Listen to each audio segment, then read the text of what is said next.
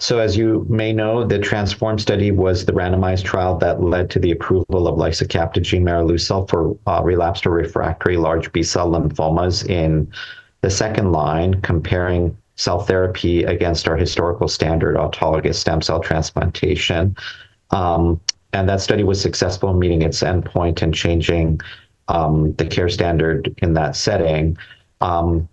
But this study was a sub-study of that larger study focused on how circulating tumor DNA could be used in future studies and what we could learn from that study, with a focus on two questions. The first question was on the pretreatment ctDNA levels and its correlation with clinical indices. And the second question was on treatment dynamics of ctDNA on the experimental arm and how it related to outcomes.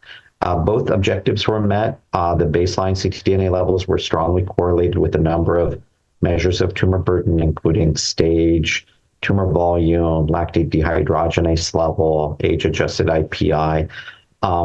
That was in the intent to treat population, the entire cohort, and in the serial monitoring of patients, there were some pretty striking results in how quickly ctDNA could discern therapeutic success versus failure.